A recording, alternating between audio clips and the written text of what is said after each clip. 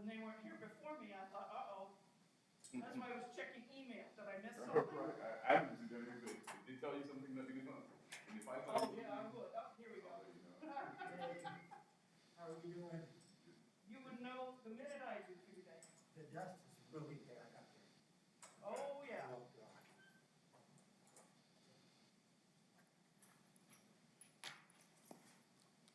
When is it gonna calm, I guess, when is it gonna calm down though? By the, what, midnight or something like that, or? I have no idea. I didn't even catch that we had a weather issue in the first place. I know. No. But Debbie is not gonna come, because she don't wanna drive all from Deming. Debbie Hudson from Yeah. DOT. Yeah. And I think that's a wise choice, I don't blame her at all. because, you know, With the wind blowing like that, you don't blame that's her. a mess out there. That's where that car pileup occurred Oh, near Deming, where, I haven't heard. 5 years ago. Oh, okay. Yeah. So. I thought Andrew was there. I ran by my house to take my truck because, yeah. Well, it was a little concerning to walk in here and y'all were here, cause I thought. Yeah, we're, So yeah, the I first know. thing I do is Did you- check the email. Did Is I it- miss something? Yeah. Well, Donna's not gonna be here because she had a heart attack. And, Oh, Donna Devine? uh-huh. Okay, hang on. And then- Get myself up and running. But Andrew won't be here either. So, Okay. not Andrew been coming. Not your Andrew, the other No, Andrew. the other Andrew. My actual, there's actually three. My middle name is Andrew too. There you go. But I usually go by Andy when I'm my friends. That's okay. I figured out that it must be the time of the Beckys. Really, you have so many Beckys? Oh, my God. No, every time I turn around, I'm like, holy Moses. my Another whole Becky. life. Oh, my. I've never had this happen before, and all of a sudden, it's Becky and Becky and Becky. Becky one. Okay. You are not unusual. I know. Well, I could get picky and go by Rebecca, but, That's a pretty name too. oh, it is. Yeah. It is. My mother just always called me Becky, and I've Yeah. gone by that. I know. So you just get acclimated. is what You do. You do. Hey, you made it through the wind and the dust. Yeah, Yeah, places tried to blow me away before, I know. still Well- here. There was this car driving the street. I swear I didn't know how he was going to drive because everything was like a black tarp around the whole car, except the windshield.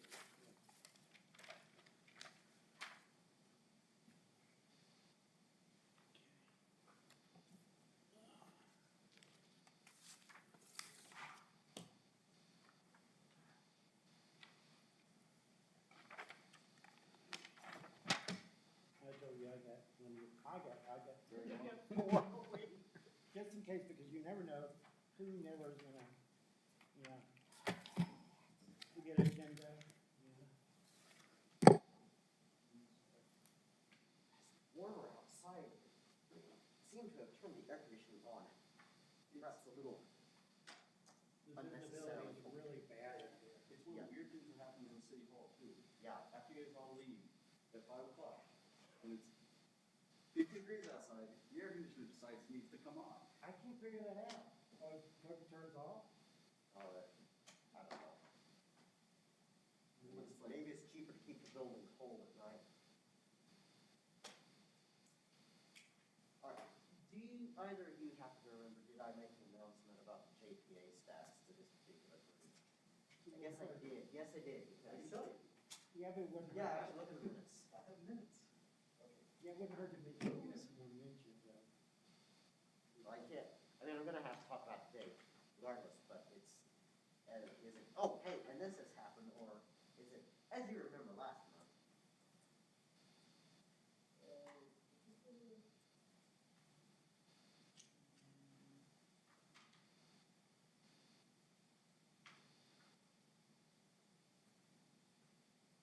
Well, that rear grand, I did. Policy board. the rear end, they were all in line. And they adopted a open meetings act resolution too. Oh, good for them. So I mean, see how inconsistent it is? Okay. Yeah, Yeah, it's not consistent it's at all. not consistent. What kind of authority does this group have? What, the Rear End Commission? Oh, It doesn't, so this is a commission, this wasn't, they're commissioners. They don't have a staff. They have a person that kind of helps them coordinate. They have a chairman, but their staff is really the parks people. Yeah. okay. That's fine, yeah, we got It it. sounds like a typical New Mexico thing, Michael. They have a commission with. not Yeah, doing yeah, I it. know. So they'll decide with their logo, you know. I will be right back. Hello, Becky, how are you tonight? I'm fine, how are you? I'm okay.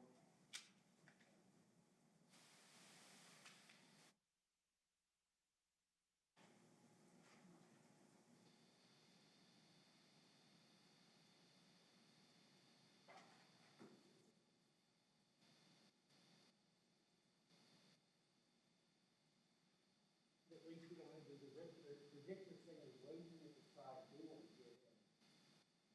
Oh, Lord.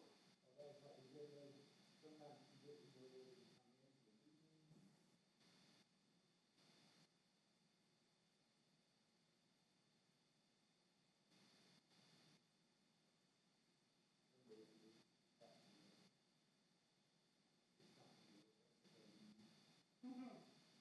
But, I mean, it's coming down, the Omicron is never, not a deal, but it's like the same time. So you never know what is going on. Permanent lady said it's like hard, like you never want these days to reappear. Well, that's just it. It's never gonna, that's what we have to all realize. First of all, the vaccines are not to stop you from getting it, it's just stop you from getting it definitely. Second of all, it's never gonna go away. The flu has been around well over 100 years. Oh, sure. And it just keeps changing. I suspect COVID is gonna be that way.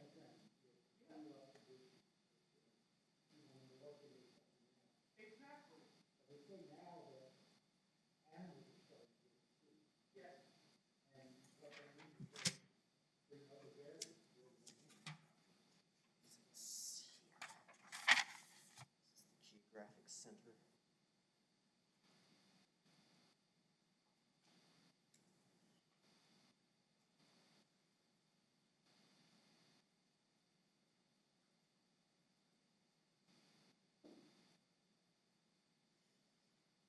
Michael, as usual, you'll just be the master of ceremonies today. Please just, remember it's Cabello, not Caballo. Cabello, not Caballo. Cabello. You introduced him as Caballo. Cabello. I thought I did. Yes, Cabello. Somebody introduced him as Caballo, and I was like, no, that's not it. Maybe it wasn't you. I don't think, I know what the Bible is. Hello, George.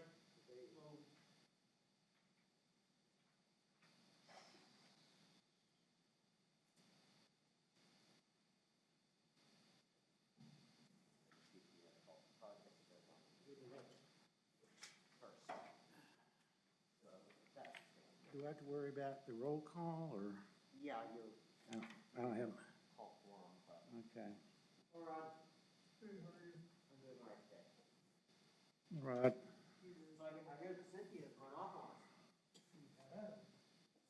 Bigger and better things. Yeah, that's what Trustee Johnson here told me. Yeah. We'll see. Looks like we're missing some chairs. Are they missing chairs?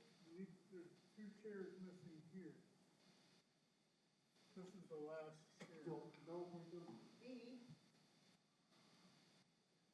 So George Andrew will be here and with Donna Devine as well. Andrew will be here. Oh, you will be in after all? Oh, no, I saw that email. And then down the line here is truck. Oh, I hadn't heard about that. Introduced him to me, oh, yeah, that, well, they can, oh, well, yeah. Good. Andrew, Yeah. is Christine coming? Christine, the city clerk? Yes. No, she's not coming. I don't think so, she is. I thought this was the one, this is the cookie shed. I suspect, yeah, it is, but I suspect she's probably forgotten. Nothing was said to me. But honestly, they probably just look at actually sitting out there.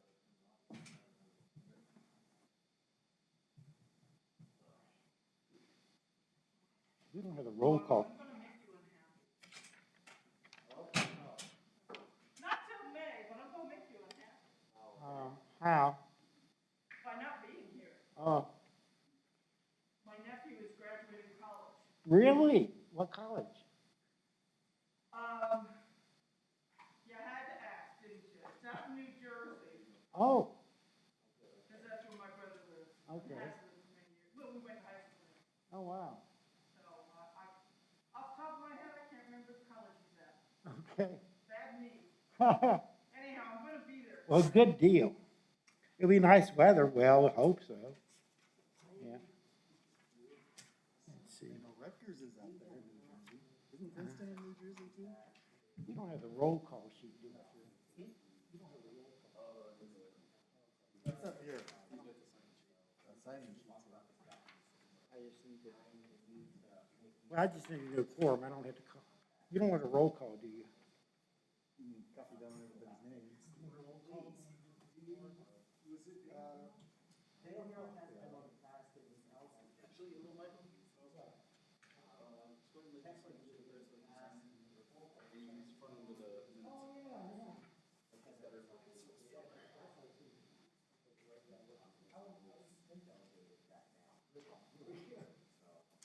We need somebody coming in and see if we pull in that spot. Oh, wow. I didn't know I was going to lead the. Okay.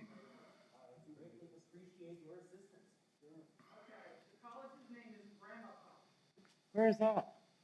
Mawa, New Jersey. Oh, wow. I knew I've heard of that.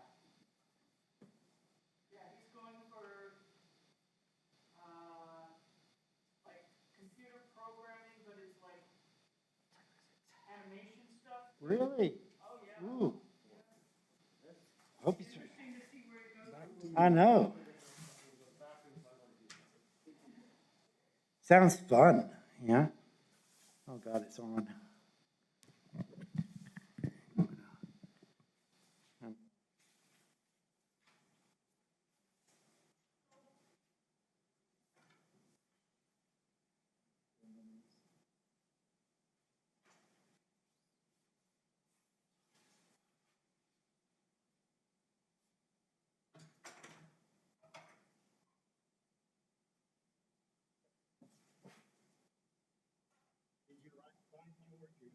No, I decided it was gonna be windy. Yeah, I was out a little bit earlier too, and boy, you couldn't even see, like from Valley to Main Street. And the line will become changed too. Walk around City Hall at 3 o'clock and all the dust is coming in. Well, I'm already out here.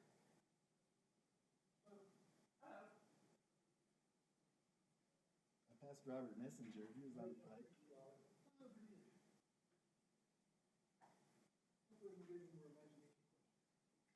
You might want to sit there, because they had to borrow the chairs here to go up there, because they're missing chairs up there. You can sit right next to him. He doesn't bite often.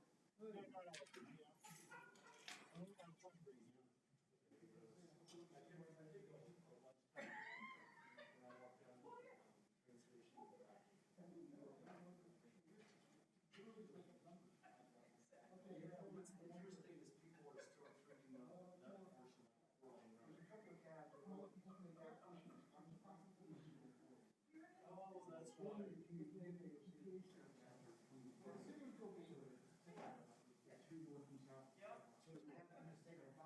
wanna make sure they kick your brain a little bit. No, he just wants to. I think some of those questions. Tomorrow she's gonna do safety and section driving. Yes. Oh, that's right. I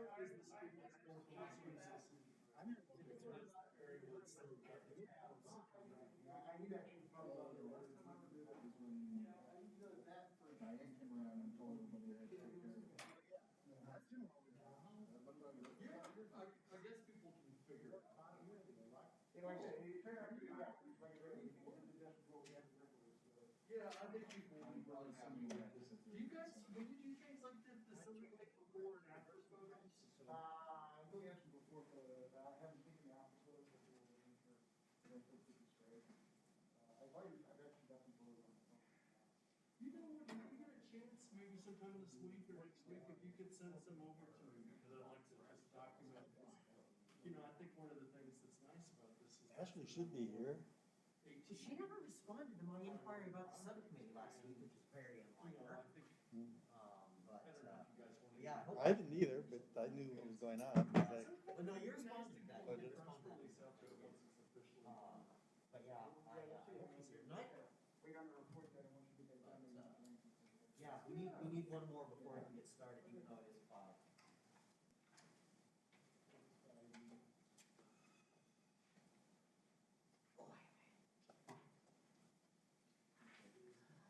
Hey, George, Hi. we were just talking about Alameda. Oh.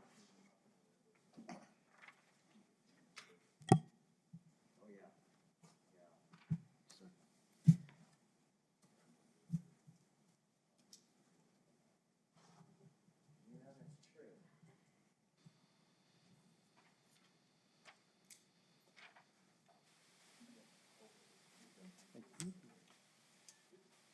I hope they did too.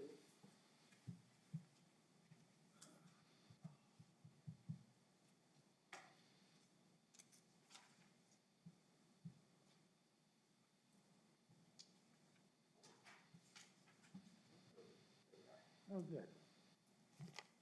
We will have quorum as soon as that gets down. No problem, it's tough out there. Trying to get that wind.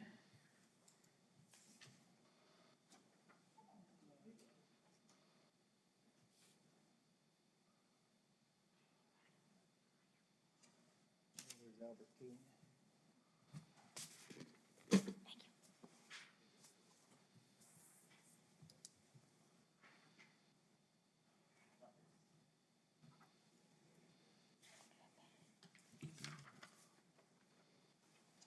Okay, well, it's just a moment after 5 o'clock, so we have enough members present, so I'm gonna call this meeting of the Mesilla Valley.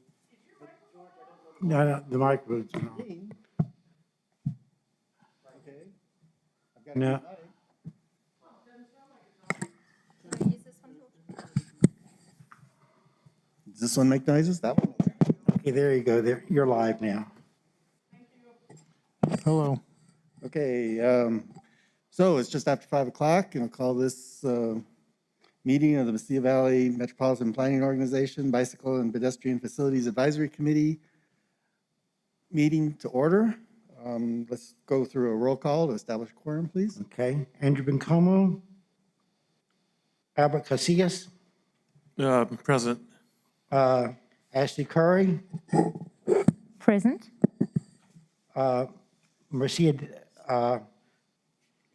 Marcia Davis? No. Donna Devine? No. Harold Love? Rod McGilvery? Present. Okay. Gary Shelton? Present. Okay, and we have quorum. Thank you.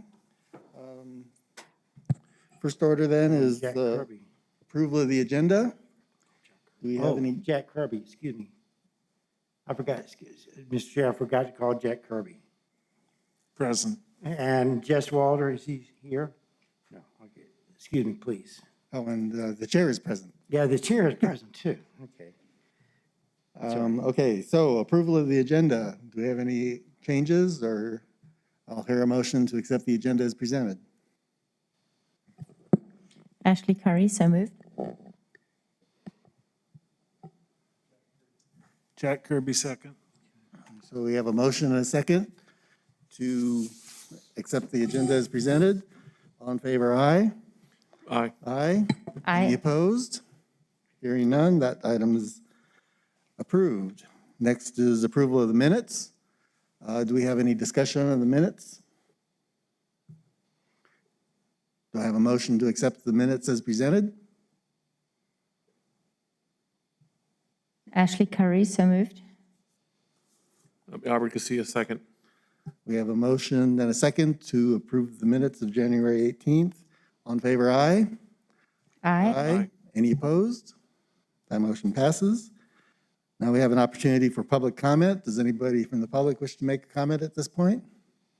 Mr. Chair, I have a submission from the Okay. public. This is a submission to be read from Naomi Staley to the BPAC, dated today.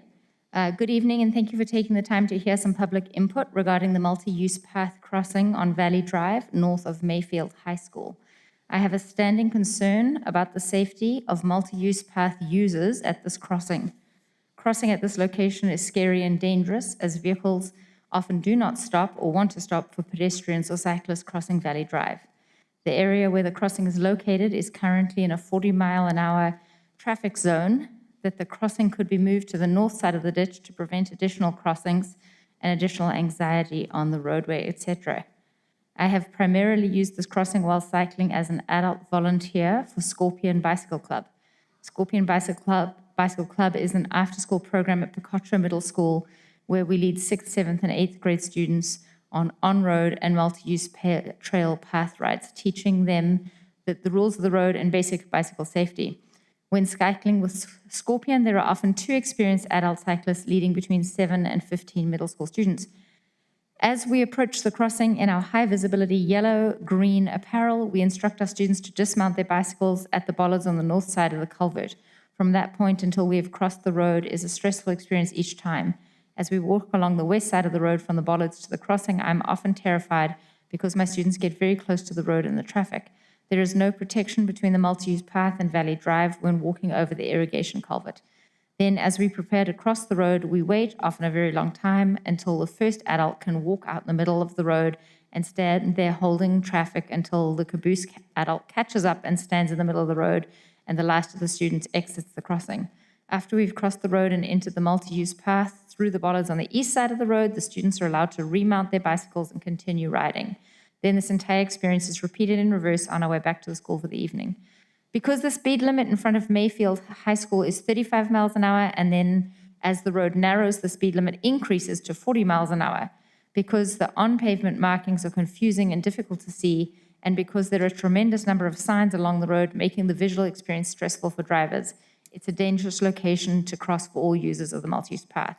I wonder if there's any way we could lower the speed limit to 35 miles per hour until north of the multi-use crossing, reduce the number of signs on the side of the road to declutter the visual experience, and add protective infrastructure on the west side of the culvert to protect cyclists and pedestrians walking from multi-use path to the road crossing. I wonder if we could have the crossing moved to the north side of the ditch because the neighborhood to the northeast frequently crosses without a crosswalk to get directly to the multi-use path instead of the path headed west. And I wonder if it would be possible to add the installation of an actuated signal to local priorities in light of the danger that crossing Valley Drive presents to the multi-use path users.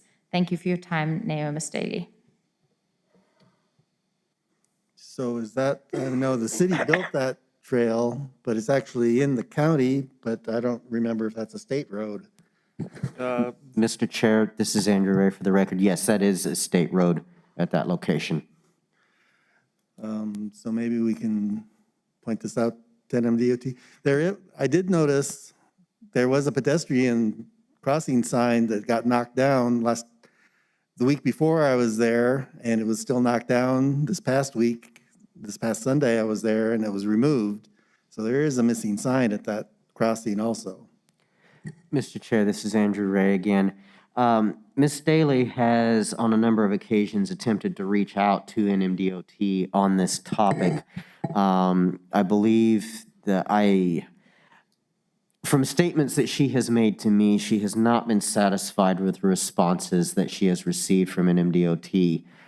So I think that part of this is her desire to attempt to elevate this issue on the MPO level beyond just NMDOT staff to see if there's some way that progress on this topic can be made. Okay, we just see Harold entering the room. Maybe when we get to the NMDOT, we can talk about this again. As you wish, Mr. Chair. Okay, any other public participation? On the discussion items, Open Meeting Act training. Yes, I would like to, at the time, introduce Robert Cabello of City Las Cruces Legal Staff. Oh, cool. Yeah, excellent.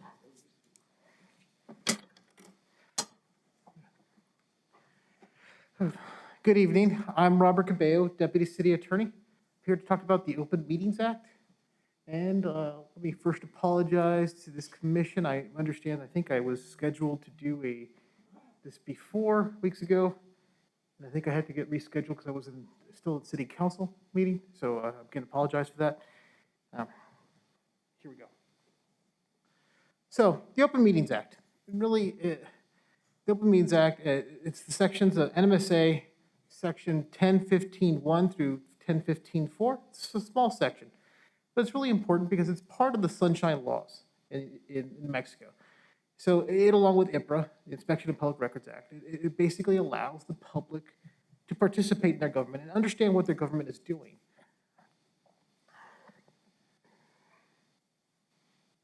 Now, so what does it really require?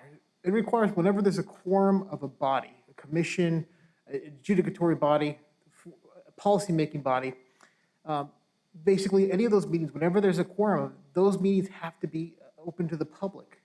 Unless the law allows a specific exception, and those exceptions are anything from, closed-door sessions for discussing litigation with your attorneys in order to maintain your attorney-client privilege, to, discussing deliberations can be done in closed-door meetings. The results have to be open to the public. There's various other things.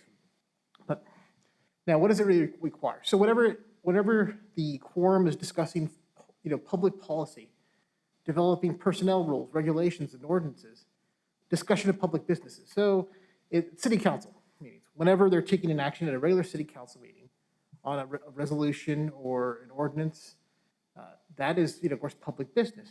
But also their work sessions on the other weeks. So whenever they're just deliberating on policy, that has to also be open to the public. And of course, whatever the type of board it is, if you're taking action within the authority of the board, that it has to be open to the public.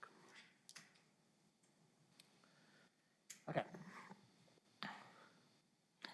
So the Open Meetings Act is essentially, it's, again, open for any sort of board or body that is doing public policy work. Now, what is prohibited, of course, is sort of, again, deliberations have to be in public. So the passing of notes and various things while deliberating is prohibited. So in other words, right now we're open to the public. We're having discussion. When we're having deliberations about for or against a proposition, what we can't do is send each other like secret notes, text messages, use our computers. Again, all those comments about deliberations, again, items, whatever it is, has to be open to the public. So let's talk about the public. There's kind of some people misunderstand that the Open Meetings Act does not require people to speak. It doesn't. Now, in the city, for example, it's tradition that we allow people to speak. The mayor allows people to speak, and they give them time to speak during council meetings, whether it's regular session meetings, or during work sessions. Now, what is permitted what's really required by OMA is essentially that the people are able to, one, attend the meeting, know when the meeting's going to be, attend it, know what's going to be discussed, and be able to watch what's happening. And then, of course, the idea is that, the public can hold their elected officials accountable. What is really not in there, because it's not really required to have them keep the public speak. One of the things is to remember there's some exceptions here. Unrelated to OMA, the Open Meetings Act. If this body, or any type of public body, works in a quasi-judicial proceedings. So for example, the city council is having a review of a planning and zoning issue, and somebody wants to have a permit for a variance in their neighborhood. And now it's going up to appeal to city council. Well, that's a quasi-judicial process, meaning the board is then now acting as kind of like a court. And so, of course, part of due process is that the parties get to speak. You get to allow them to take testimony and provide evidence about their position. That's a little bit different, but that's not part of the Open Meetings Act. This means that during the Open Meetings Act, that essentially people have to be there. Now, my suggestion is, if you're going to let people speak, and I think this board does a good job of that, if you probably give people equal time. Instead of just favoring one side or another, sort of saying like, look, if there's a lot of people, it's a real controversial issue, and there's hundreds out here, you're going to be here till midnight, maybe you give people only 2 minutes to speak. And if there's fewer people, maybe 10 minutes, whatever it is, but try to be, play that fairly, giving people opportunity to speak, if you're going to do that. Okay, so it's obviously more than important than it's not just about people being allowed to attend meetings. Obviously, the public needs to know what the meetings are, when they're going to be. And so essentially what the requirements of the Open Meetings Act is, it requires that you have to have an agenda. And all that's required is that the average person could be able to understand when they read that agenda, they know what's going to be discussed, what the issue is going to be. It doesn't have to have verbatim what's going to be there, word for word, what's going to be presented. But if you can just read what's on the agenda and understand, well, they're going to discuss this resolution, this ordinance, this policy. That's all that really matters. Now, what's required is that essentially 72 hours before that the agenda has to be published. So this way it gives the public notice. They have an ability to see and understand, okay, it's 72 hours, they're going to have a public meeting at a certain time. And of course, they have to be posted in public places. What's required in the Open Meetings Act, if you have a website, the body has a website, you have to publish your agenda on that website. Now, if you don't, it used to be if you don't, and then certainly this was kind of more relevant in the past for smaller towns, maybe certain water districts or other things, they didn't necessarily have a website, but they would publish it on a certain place where the people would come regularly see those meetings. So yeah, okay, the meeting's going to happen in 2 weeks from now or something. Okay, so another important thing, which is also kind of part and parcel to understanding what's being discussed, is having the minutes available. And so within 10 days after a meeting, they have to have a draft work of those minutes. Not necessarily the official minutes that are approved and passed by the body, but they have to have a draft set of those minutes. And now, what's required for the minutes? Essentially, the minutes don't have to be verbatim, and they can be. Like my planning and zoning commission, essentially, it does verbatim minutes, word for word.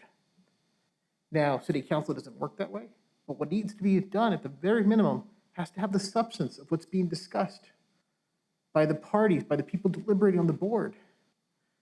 Again, this is whether if it's for judges to review, it's also very important. If a judge is going to review your position, they need to be able to see and understand the position of the body, how they came to that conclusion, whatever conclusion it was. So rolling quorums. This kind of goes back to what I was discussing about sort of like passing notes during public sessions, right? You're in the middle of a meeting, you can't really be sending each other notes on certain positions. Like, I don't like this resolution, you should vote against it, that kind of thing. Rolling quorums, though, is more than just when, basically it's a situation or contemplating a situation where you have a quorum when not all the bodies of that, not all the members of that body are in the same room together at the same time. Essentially, forming a quorum when all the members are at different places at different times. And then how is this accomplished? Simple by, it's like when two members decide, you know what, there's a resolution coming up in a week, let's talk about it. And then you talk about it. And then you guys decide, you know what, we're gonna text a third member about this, what our position is, what they should be voting for. And then third member decides to email a fourth member. And maybe that fourth member decides, you know what, I'll just send my friend out, not related to the board, just send my friend out to convey my message to another person, a sixth member, to all to get a consensus and get a position on a resolution. That can't be done. That's a rolling quorum. Essentially, what needs to be done, all deliberations, on whatever it is, the positions or policies, resolutions, has to be done in the public.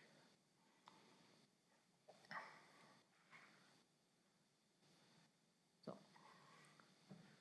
I won't go over to the details of this case law, but essentially it is the public's right to know. I had an argument once in the utilities meeting, of all things, where an attorney told me that, you know, my invocation of the Open Meetings Act was essentially a technical rule, and it's not. It's how government is supposed to function in New Mexico. It's quite clearly, it's just how government's supposed to be. And with that, I mean, you can read that, but essentially, what's important, people need to see public policy. It's part of the Sunshine Laws. So with that, I'm just going to open up the questions. Okay, I guess just to reiterate, a lot of us are volunteer members on this board, so we wear other hats besides sitting on here. But if a topic comes up that's on our agenda, that's something that we should not be talking about between members. Would that be a fair assessment? Commission chair, that's a very fair assessment.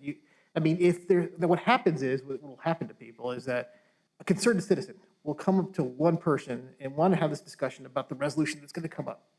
And I say resolution, I know you guys don't hold resolutions, but a certain policy issue is going to be discussed the following week. And they want you to spread this to everybody. They're sending it to you and they want to send it to everybody on the board. Well, what I suggest is that you just send it to Andrew, and then he can disseminate information that he needs to, either to staff, to all of you. This way it kind of protects that from that sort of being open meetings violation. So let me discuss the other thing. I didn't really mention this. The Open Meetings Act.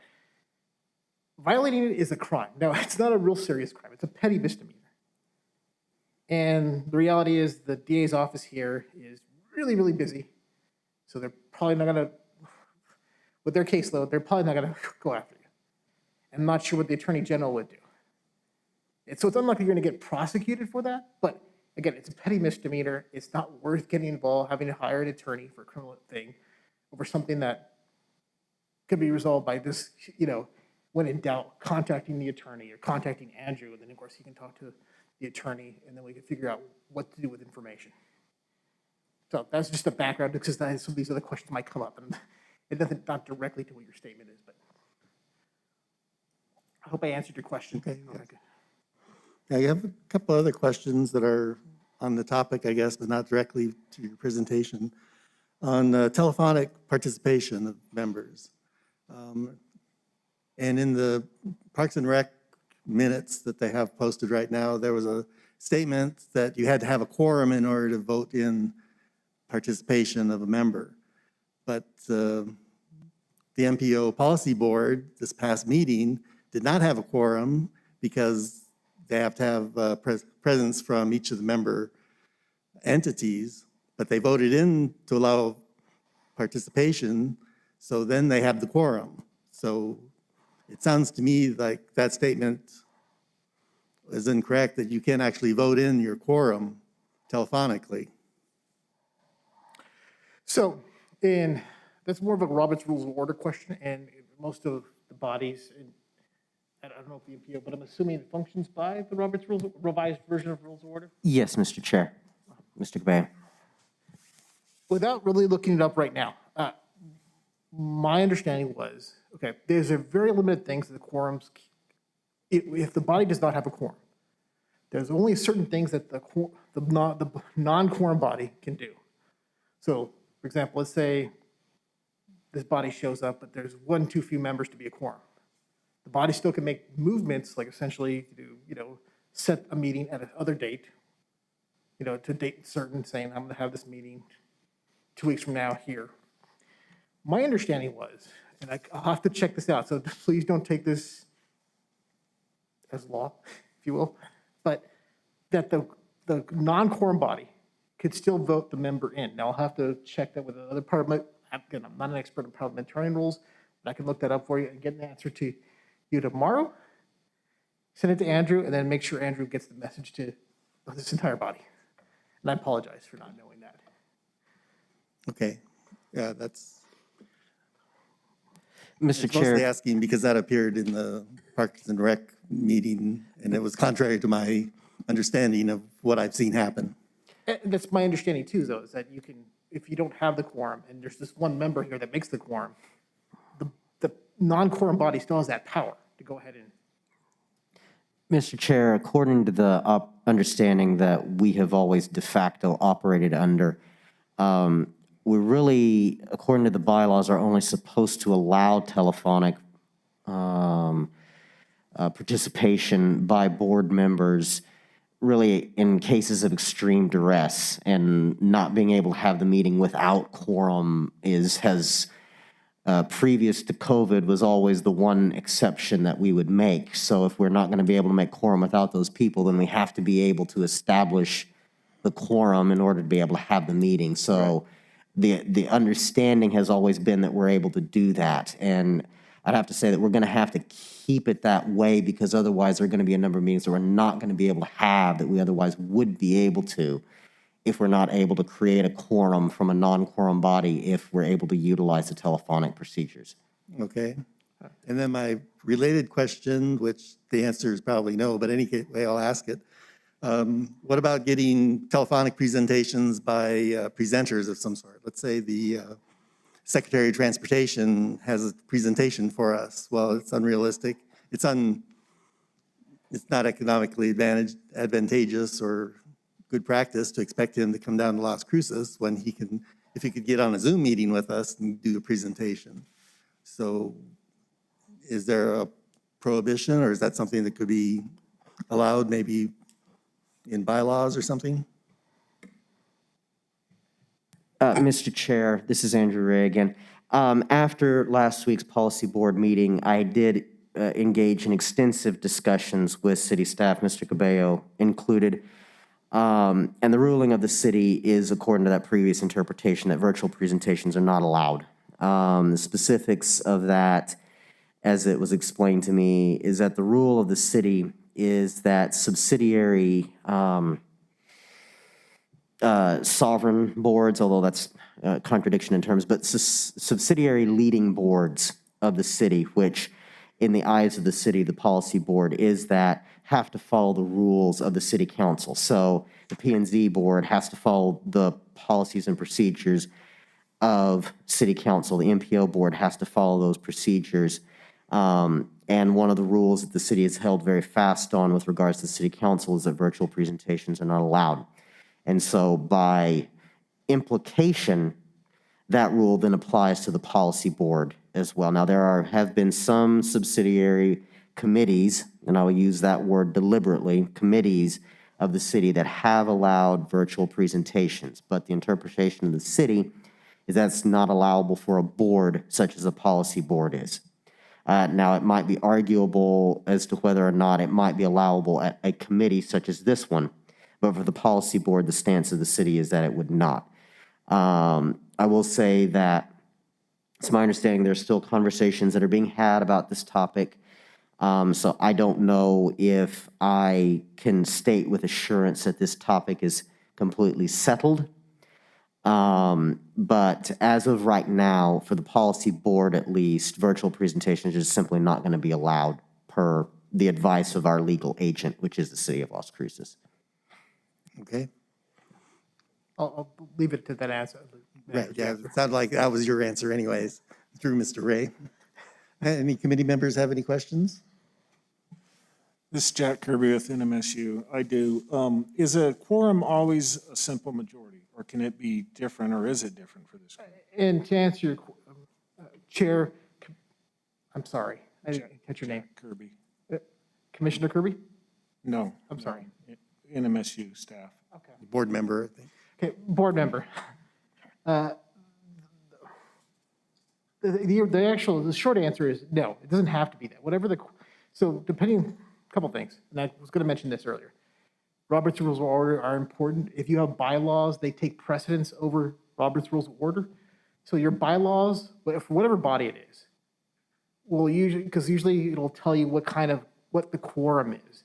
And so again, it could be, 2/3, and sometimes it requires some sort of certain actions for the quorum really require more than just a regular quorum. It requires a supermajority depending on those actions. I don't think we need to go to those exceptions right now, but what I'm saying is that it can be, depending what your bylaws say, that's what the rule is. And I don't know what that rule is for us. What is a quorum for us?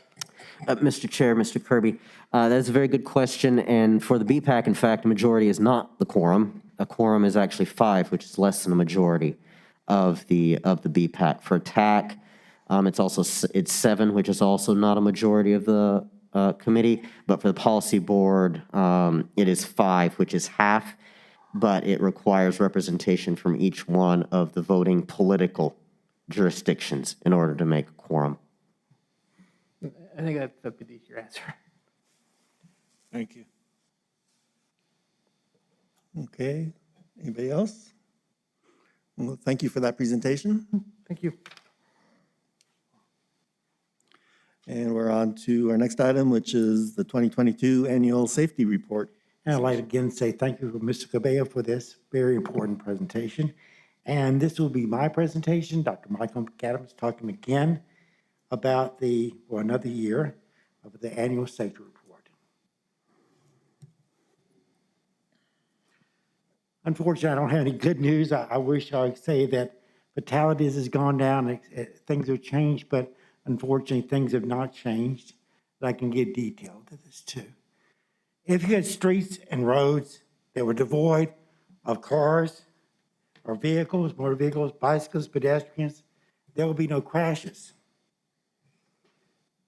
And on a street, complexity emerges when due to drivers of motorized vehicles interacting with the roadway characteristics and conditions, like today we have the dust, and actions of other drivers, pedestrians and bicyclists.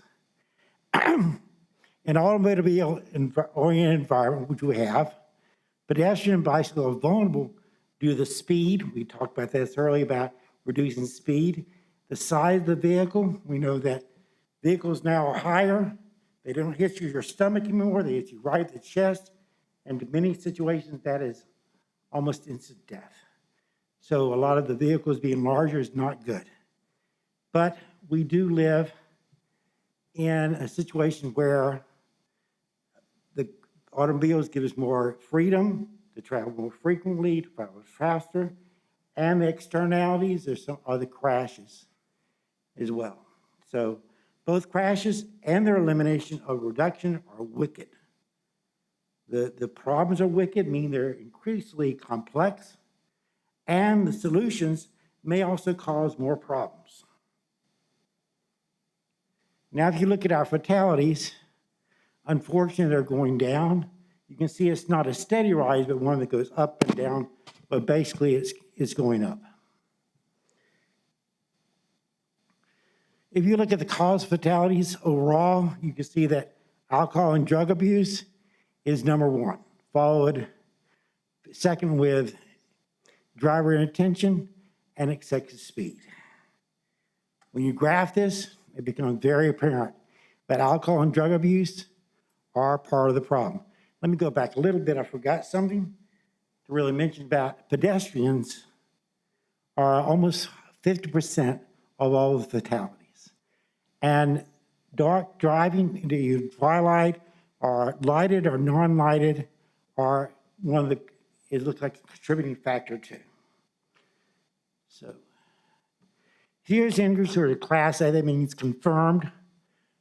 Serious injuries where they're taken to the hospital, et cetera, are going down. And that can be attributed to airbags, to safety belts, to vehicles that are better manufactured, et cetera.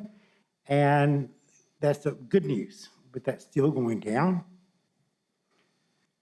If you look at the cause of serious injuries, again, our friend, alcohol and drug abuse rise to the top, but that's also accompanied by driver inattention, which is mainly texting while driving.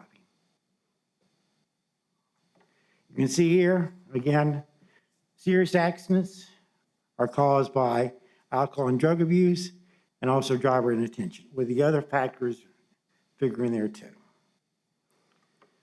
If you look at non-motor fatalities and serious injuries, it also fluctuates very rapidly. One year will have very low numbers and it will go to a very high number. You can see that basically it's steadily rising as far as pedestrians and bicycle crashes.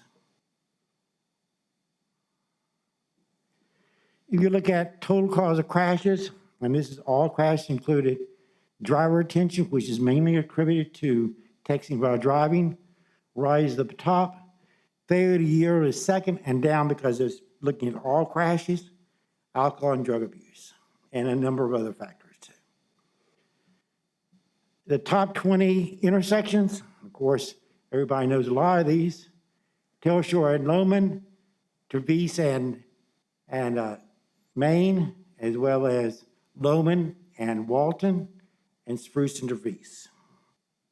These are also in the annual report as well, if you'd like to take it in more detail.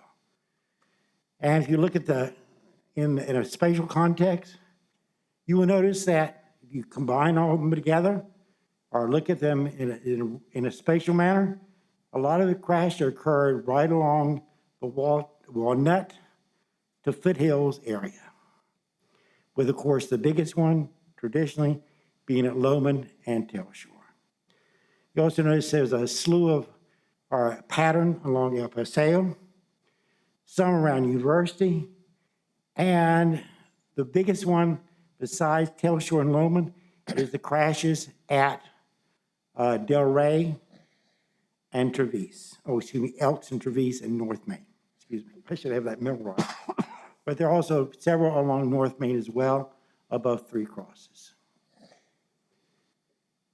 Now, if you look at the top 20 corridors, many of them rise. We know the Telshore corridor, the University corridor, and others as well. That's sort of detail.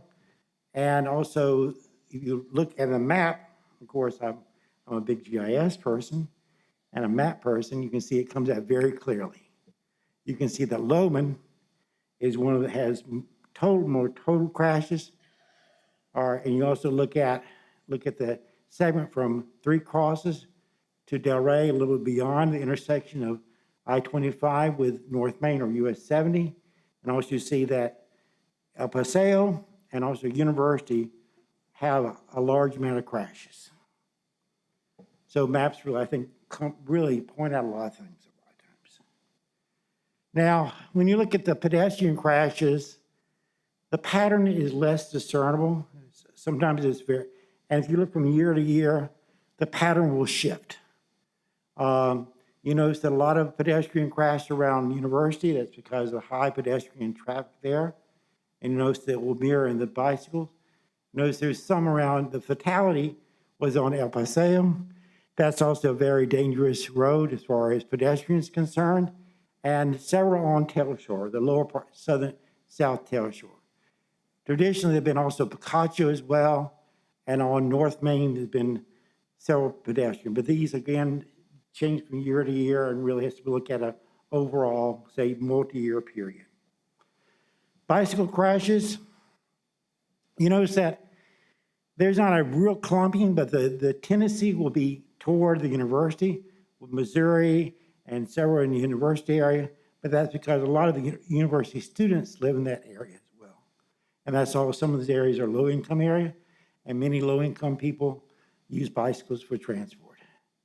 Fatality at Motel, again, and some concentration around Picacho as well. So the pattern is, we still know some of those dangerous streets, but the pattern will shift from year to year. But usually the same streets occur over and over. Now, Now, drug and alcohol abuse, some key findings.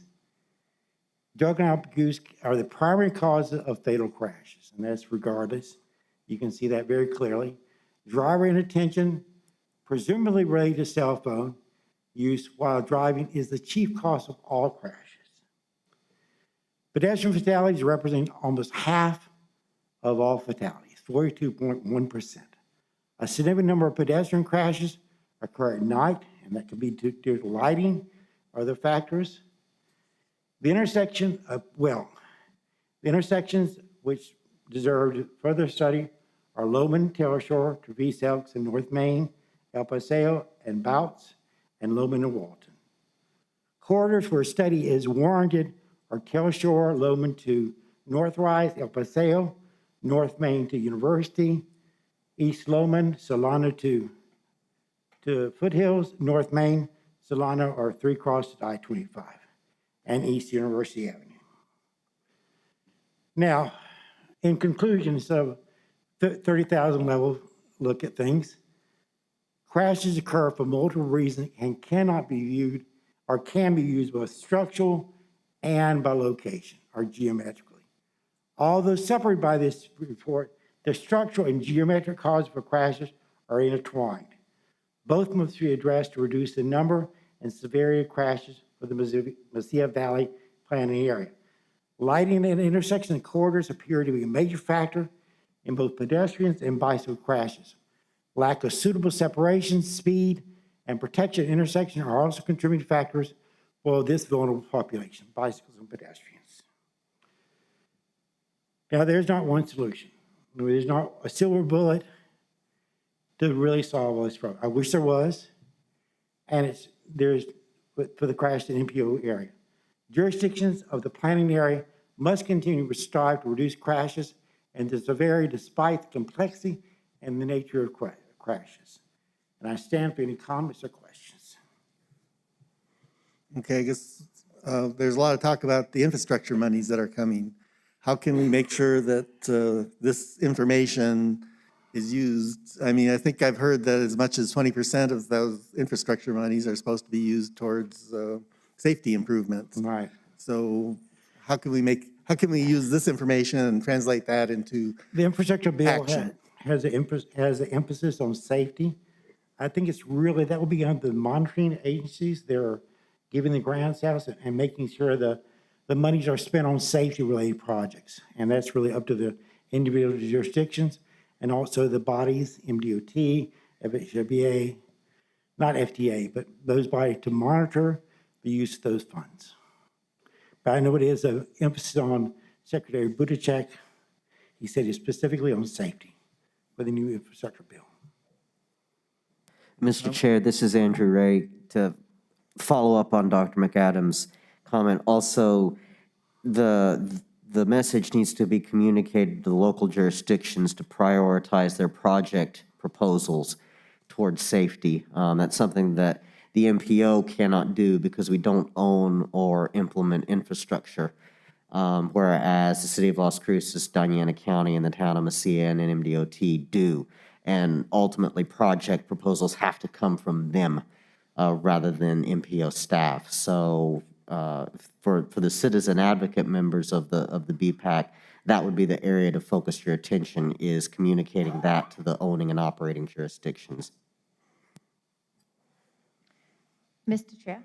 Yes. I have a comment, and I think Mr. Ray probably, addressed this point already, but my thought is we see this presentation every year, and it's very much the exact same thing. And funnily enough, I actually just happened to pull up last year's report of the same thing and reviewed it today, and was just seeing it's the same intersections, it's the same recommendation of studies need to happen. What are we doing?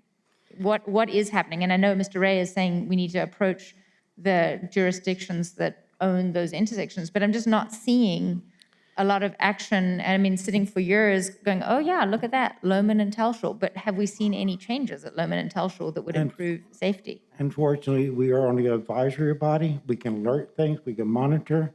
I think it is discouraging. I agree with you completely. See the same thing happen over and over again. I think it's up to their jurisdictions to put safety first, but I also think it's a responsibility and duty for citizens to make alert the jurisdictions how important safety is too. I think that in our MTP, and all MTPs have strayed away from capacity problems, making roads faster, wider, and really looked at multimodal and safety issues. This is going to be a long-term thing. It's embedded in transportation planning and in highway construction that we must travel people faster. And if we have a slowdown, we have to do something about it. So it's embedded in transportation planning. It's a very hard thing to get out of this mind sink. And so, unfortunately, little things are very important. I think the multi-use path, we have the GO bonds, is a way to for future. Even just making things people aware of these issues, nothing ever is lost. I hope this will bring about change. But a lot of times we're dealing with intersections that have right-of-way constraints, and it's really difficult to do this. So that's not a good answer because it is very complex, and I'm discouraged as you are. But I think it's going to be a really, as we press forward, the idea of safety is really, the emphasis on safety is really not that old in transportation planning. So consider it's a really a young start. It's going to be a long time before we really see,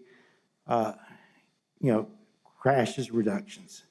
And the road to crash reduction is like in Sweden, another place where the quote is vision zero, has to be very drastic to really see changes. So I hope that answers, Mr. Chair and Mrs. Curry. I hope the answer in a not exactly succinct way, but certainly reflecting the complexity and sort of dire situation we are to try to, and somewhat depressing, as we try to struggle toward decreasing crashes. Mr. Chair, may I respond? Okay. Thank you. So, Dr. McAdams, I totally appreciate where you're coming from, and I also feel like I have heard multiple times and in many ways the community trying to express their concerns. I mean, the one is the letter from Naomi Staley that I read at the beginning of the thing. I mean, and seeing back over her emails, she's addressed that issue for over a year and just continuing to not get a response until we have a fatality at that point. And then, to me, that's the jurisdictions, it's not that they weren't aware of this. I think the same thing can be said with the city of the Hawk signal at 4th Street and the crossing of the Hawk signal at 4th Street and saying, well, we need a study to determine whether there's a need, yet there's a multi-use trail that's designed to go straight through there, and we cannot get a Hawk signal to cross a major road because of that. The third one that comes to mind is the University Avenue project in front of Zia Middle School, where the road width is, and I can't remember off the top of my head, it's 11 feet or 12 feet instead of 10 or 11 feet. And the concern was safety. Well, it's safer for the SUVs and the trucks to have a wider lane to be able to room for error, but that doesn't benefit our students who are walking to school along those roads. So when we have come forth with concerns and saying, I think that these things really matter before they're in or designed or preventatively going, I kind of just feel like it's systematically shut down at every level. And then we go, oh gosh, this is terrible. We have so many pedestrian fatalities. Let's raise our safety targets and make it okay to have more. I mean, to me, it just all feels so incredibly backwards and frustrating. So I'm sorry, I don't expect an answer. I just, this has just been very much on the forefront of my mind. And reading the article, I don't know if you guys all read the article in the New York Times about New Mexico and the safety hazards on our roads that was recently about Albuquerque in particular, and the 7-year-old child who was hit. And just, it just feels like we're a self-fulfilling prophecy. We don't listen to citizens. We don't do what's requested and recommended. We have more deaths and we go, gosh, that's a shame. Carrot or stick, let's just go ahead and raise our acceptance for how much we're willing to put up with. I'm done. Thank you. Mr. Chair, Yes. Rod McGilvery for the record. I'd just like to say that I agree with all of the comments that we've had, but I'd also like to express our thank you for the hard work and effort you guys have put into compiling these numbers, even if they do look similar year after year. Thank you. Thank you. Yeah, one thing I'd noticed, the monthly fatality reports that UNM compiles, the January figures are in. last January, or the previous year's January, there were 10 pedestrian deaths. This past January, there were 11 pedestrian deaths. So we're clearly going in the wrong direction. So we clearly need to emphasize this as much as we possibly could. Any other committee member comments? So we'll move on to the bylaws revision process discussion. I'd like to introduce Mr. Andrew Ray to discuss this. Thank you, Mr. Chair. This is Andrew Ray for the record. As I was able to announce at the January BPAC meeting, the state of New Mexico has accepted the Mesilla Valley MPO's new JPA. And this was a bit sooner than I had expected, but we were able to have a conversation with the policy board at last week's policy board meeting about the necessity of now revising the MPO bylaws. The policy board gave me tentative direction. Well, they gave me direction for a resolution with the tentative contents of there will be 4 representatives on a subcommittee that will be created to do the hard work of revising the bylaws. 1 will be a city councilor, 1 will be a town trustee, 1 will be a Diana County commissioner, and then 1 will be a representative of NMDOT. That will comprise the representation from the board. And then in order to include the feedback and input of the advisory committees as well, the policy board is going to invite the chair and vice chair of the TAC and the BPAC to be members and participate in the subcommittee bylaws revision process. For this committee, that will be Mr. Pearson and Ms. Curry. And from the TAC, it'll be Mr. Mike Bartholomew and Ms. Christina Ainsworth will be are proposed to be the representatives. However, I was instructed by the board to bring this information to the BPAC and to urge and encourage the BPAC at any time during this process, any of the BPAC members, to please engage with staff, to please engage with the BPAC chair and vice chair if you have concerns about the bylaws. In fact, share with, once I conclude my remarks, I'll open it up. If there are any comments anyone has about the bylaws right now, please do let us know. We are not going to be able to bring an action item to set the subcommittee until the April meeting. So we have a little bit of time. So by no means should it be interpreted that the door will be shut after today. We're opening the doors and they're going to be open for several months during this process. My long-term hope, and I can at this moment only call it a hope, because I don't know for certain how the policy board is going to end up writing this process. But my hope is that the policy board will allow the BPAC as a whole to give an up-down recommendation on the final draft after it comes out of the subcommittee. I can't guarantee that they're going to be willing to do that, but that's certainly what I'm going to advocate for and how I'm going to write the draft of the resolution is that the BPAC and the TAC, similar to how we do everything else, will be able to vote to recommend approval or not of the draft of the bylaws. Obviously with the caveat that even if the policy board does allow that, that will still be advisory only, and the policy board can do whatever it wants with the draft of the bylaws in the end. So with that, does anybody have any comments or concerns or anything that they would like to share about the process as laid out before I conclude? I guess my only comment is something that I'll bring during our discussion is how we deal with attendance at meetings. I'll just give a little bit of a preview. There are a number of fairly significant changes that staff is going to propose as part of this. I'm not going to say really anything more than that because I don't want to tip my hand too much before the subcommittee convenes, but attendance and attendant issues are very much at the forefront of one of the top concerns on the part of the staff, and I will also say on the part of Commissioner Sanchez, who is the chair of the policy board this year. So please bring that, Mr. Chair. Attendance issues and provisions for improving that is definitely going to be at the forefront of the conversations that we're going to be having over the next couple of months. Okay. Anybody else? Thank you. Thank you, Mr. Chair. On to MPO 101 training. Thank you, Mr. Chair. I'd like to introduce Mr. Dominic Loya, who will give this presentation.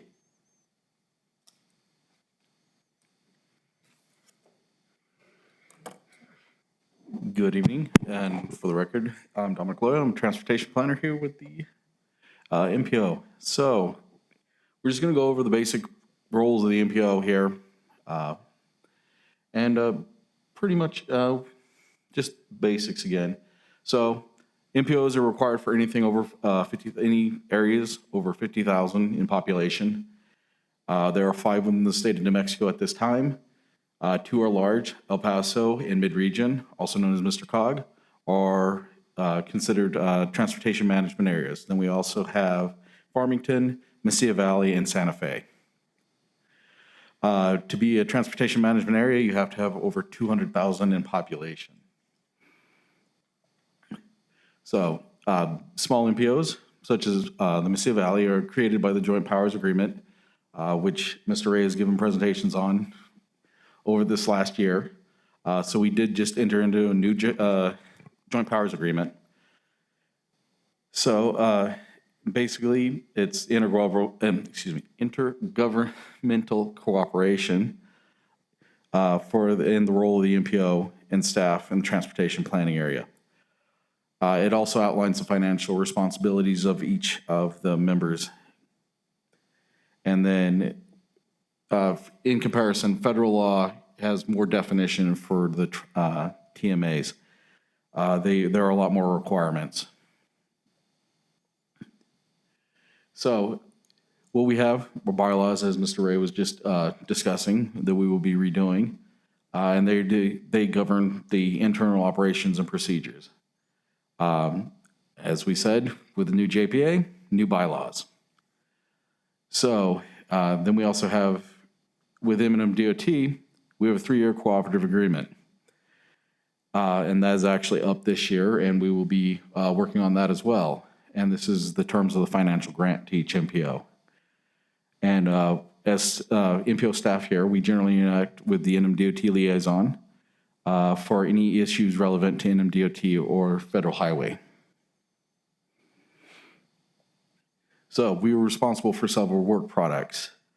The public participation plan is done every 5 years, right before we begin the MTP process. So we will be actually taking that up again next year.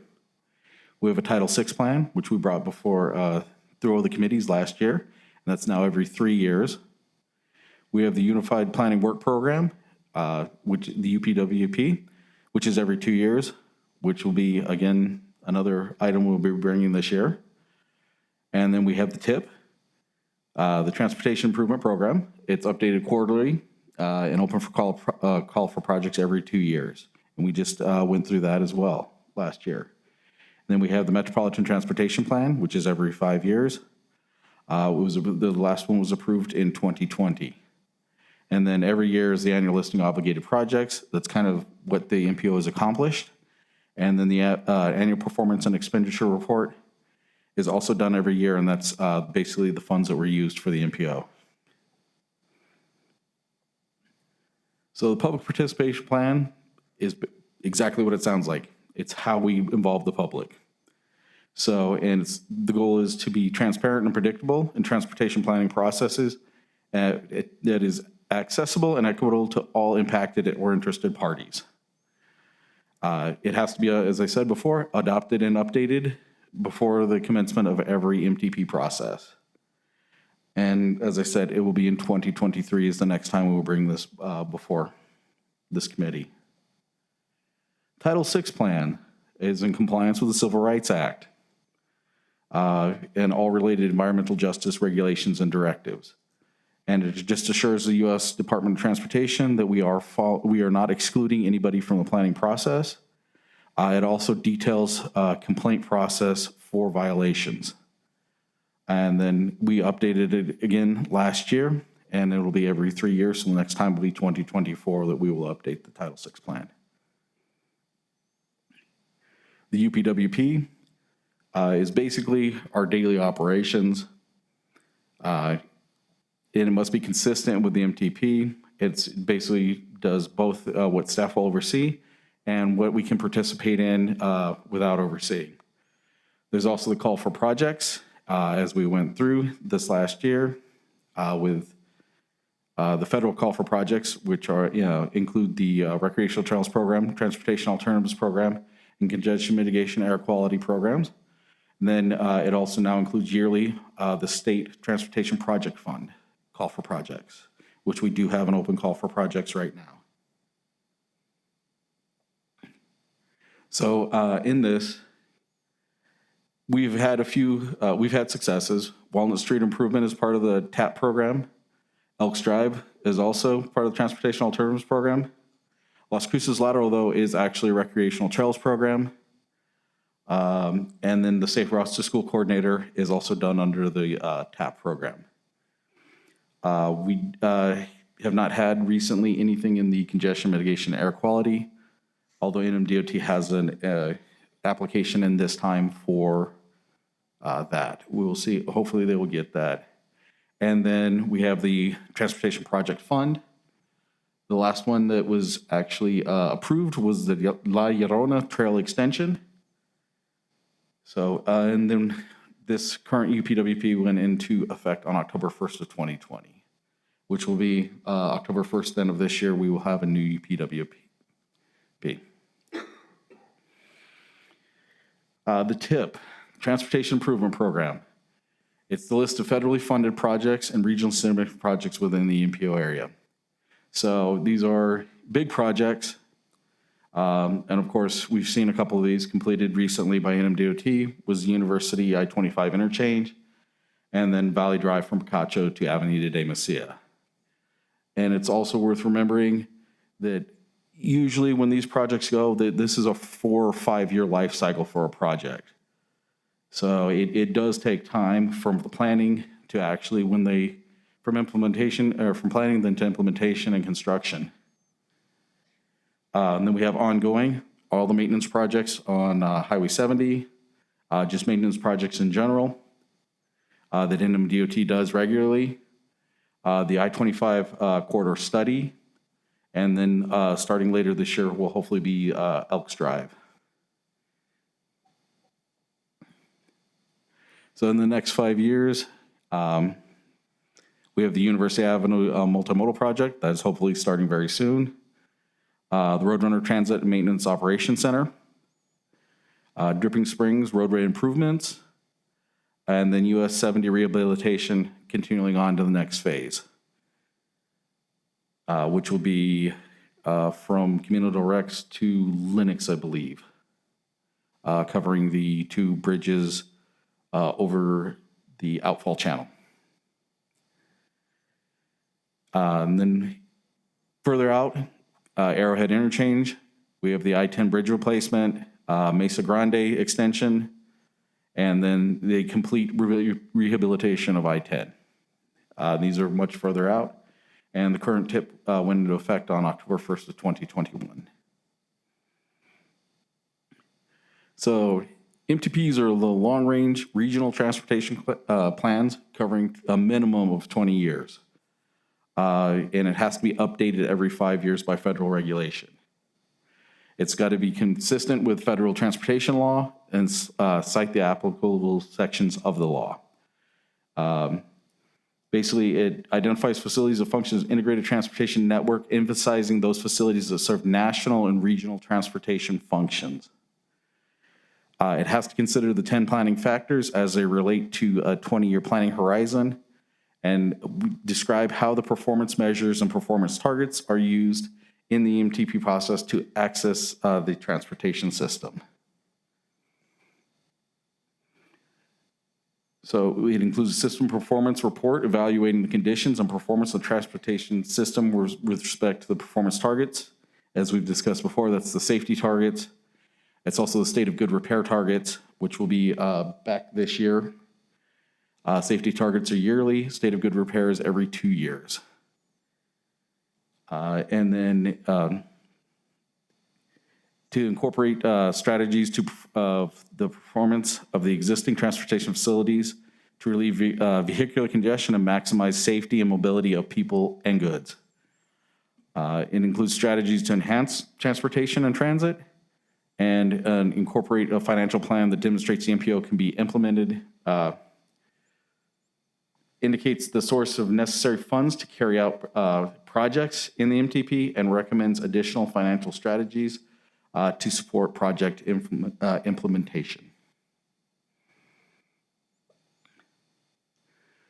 So the financial strategies are not only to maintain, or dedicated to maintaining not only existing infrastructure, but projected future need of infrastructure.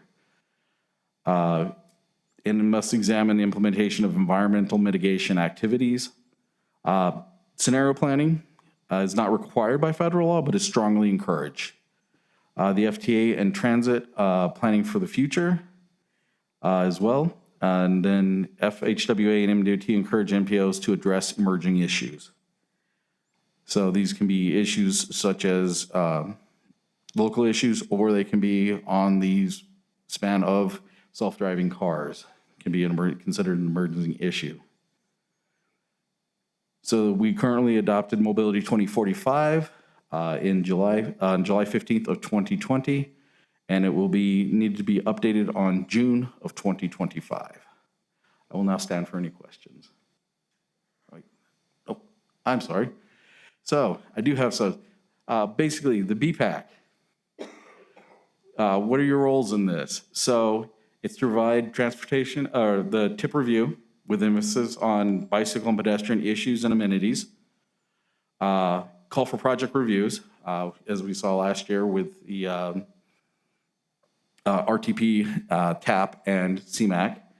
And then review the major work products, such as UPWP, Title VI, TIP, MTP, especially with an eye towards bicycle and pedestrians. We do have an MPO 101 book, which everybody should have received one. If you need a new one or updated one, we will be happily provide any of the updates that need to be made. And then I will now stand for comments and questions. Okay. Well, we had the safety report today, or discussion on that, but you kind of referenced it, but it wasn't explicitly called out. Is that a work product? Is that part of the MTP, or is that part of the UPWP, or where does the safety report fit in there? It fits in with the UPWP. So it is one of the work products that from operations standpoint. Okay, just maybe you should call that out a little more explicitly, because it is a required report, right? Mr. Chair, this is Andrew Ray for staff. From a MPO requirement standpoint, no, it's not. It's something that we're volunteering to do ourselves on our own initiative. Now, we think that it's important, and we're going to continue to do it, but it's not one of the federally required work products of the MPO. It does sort of fall under the rubric of safety analysis and planning, but it's not explicitly called out that we have to do a report on it. We have to do the performance measures on it, but the safety report is, I guess for lack of a better way of saying it, a voluntary MPO work product that we do. Okay, so there's the National Transportation Bill. I thought that required a safety report, but is that then at the NMDOT level? I'm not aware of a specific requirement in the bill for MPOs to do a safety report such as we've been doing. That may be a requirement for the state, but it's something that we're going to just continue to do because we think it's a good practice. Right. Well, I'll agree with that for sure. Okay, thank you. Any other committee comments? So we're on to committee and staff comments, local projects updates. NMSU, do you have anything for us? This is Jack Kirby with NMSU. One update, may be old news by now. Espina Street repaving project's complete. That was a repaving from University Avenue South to Wells Street. Changed it from 2 lanes northbound and 2 lanes southbound to 1 lane each. Wider bike paths, and I think the end result is a safer pedestrian and bicyclist environment for that short stretch. Other than that, no new projects. Okay, thank you. Town of Mesilla? Rod McGilvery for the record, nothing to report. County, Chair, nothing to report at this time. city? Yes, Mr. Chair. A couple of projects to report on. The Go Bond Trail project is ongoing, and it's starting to near completion. The trail, Mesilla Trail from the Outfall multi-use path north of Mayfield down to Burn Lake has completed inspection. They're working on some punch list items, and they're expecting completion of that by the end of the month. The other two trails, the Armijo Trail and the Las Cruces Trail, they still have a few items such as pavement markings and signs and stuff like that to be completed, as well as the walkthrough. They're expecting completion of those trails by the end of next month. So those should be nearing completion. And the second project update that I have is the city is continuing with its pavement striping program. Been several delays due to weather and COVID-related issues, but we're continuing to move on. The weather has improved, and we're starting to see some speed in the work that's taking place. As part of that program, the road diet for Alameda Boulevard has begun. We've laid out about 50 to 60% of the road with a 2 through north and southbound lanes with a dual left turn lane in the middle, as well as bike lanes on the outside for most of the road. We're waiting on a traffic study from a third-party firm to complete the rest of the road. That should happen probably within the next 3 or 4 weeks, receiving their report, and then shortly after that, we'll have that striped. Okay, thank you. NMDOT project updates. Harold Love, NMDOT. Just only have one project to update, and that is the fog seal on I-10. We're fog sealing, right now we're going westbound. We completed eastbound from Moto Boulevard interchange to the Lazy E interchange. That's all I have. Okay. I guess we'd like to revisit, just as you were coming in, we had some public comment on the trail crossing, the Outfall Channel trail crossing on Valley, and the pedestrian crossing there, and safety issues there. And so that sounds like it's an NMDOT responsibility for that section of the road. So maybe Ashley received that. Maybe you could forward to Harold that comment and we'd like to look. Well, one thing I know for sure is that there was a sign that was knocked down. There was a pedestrian crossing sign there, or calling out the pedestrian crossing.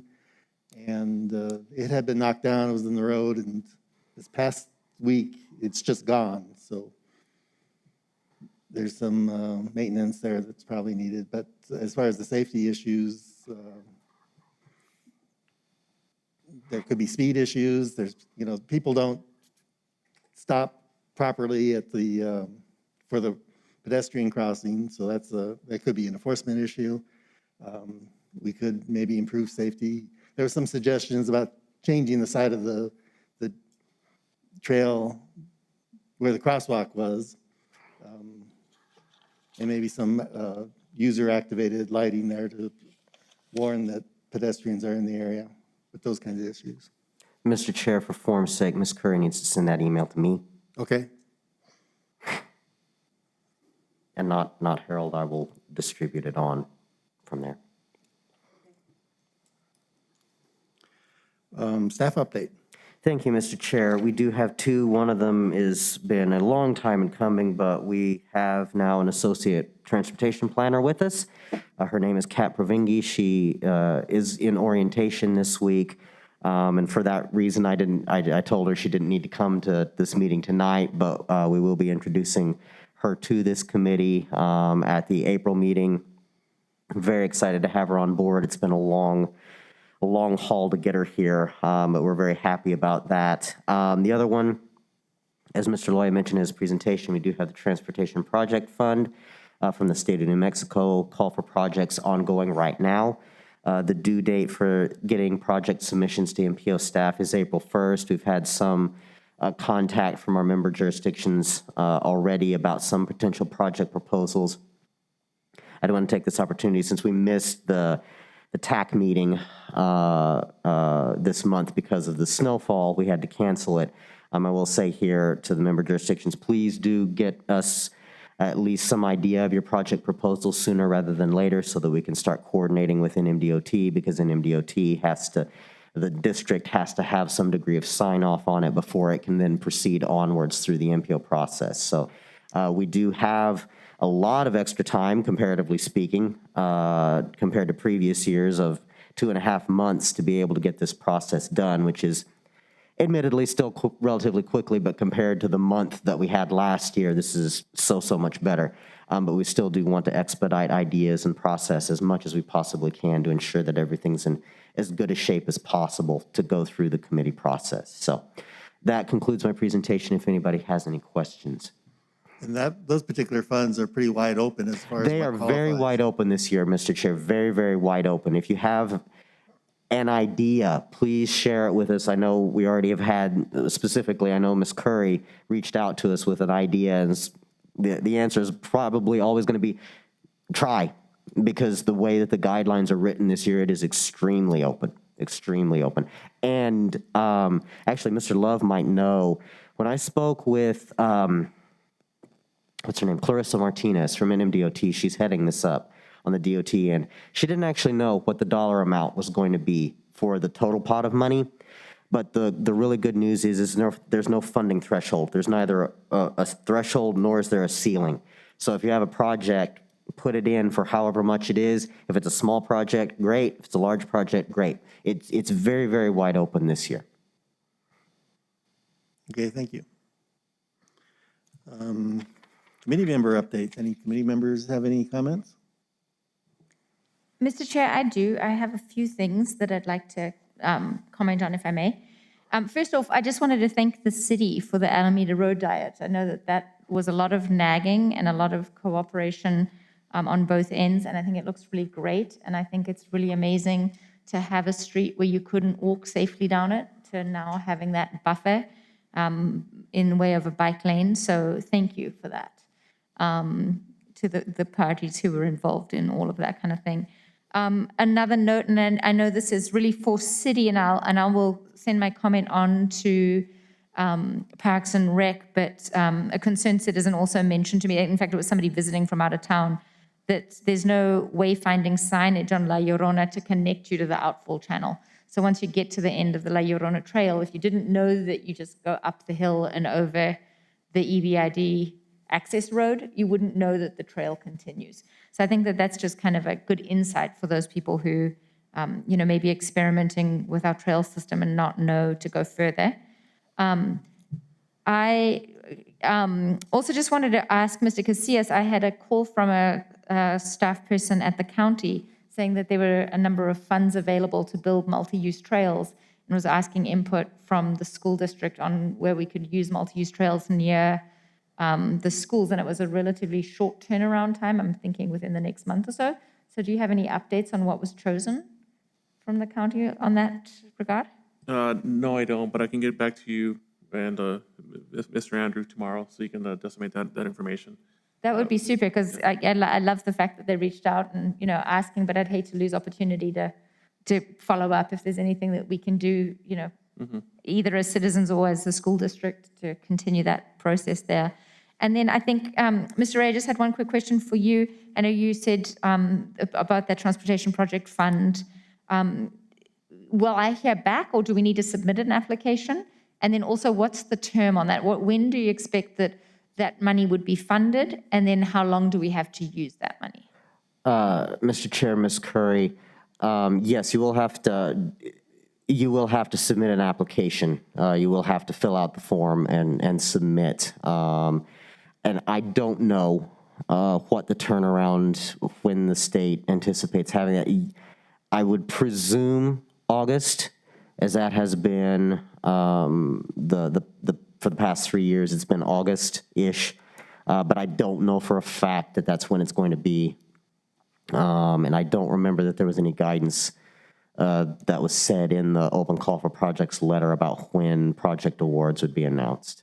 I'm sorry, Mr. Ray, I may not have been clear. So I think not so much with the announcement, but when would that time frame begin? So I know when we get TAP funding, sometimes it's like 18 months out or a year out before that project starts, and then you have 2 years to use that money. Do you know those kinds of terms? I don't know. I don't know that. It's probably going to depend on when you want the money, because in the past, they've been relatively flexible-ish about that, but they do usually want it expended within 2 to 3 years of award. So you're going to have time, but use the money, I Thank think. you. Okay. Do you have more? Thank you, I'm done. Any other committee members? Seeing none, we'll move on to our next public comment opportunity. We come forward to our podium and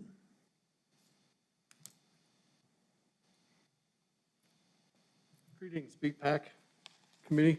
My name is Robert Messenger. I'm the Active Transportation Coordinator for the City of Las Cruces. I just wanted to provide an update on a couple of things.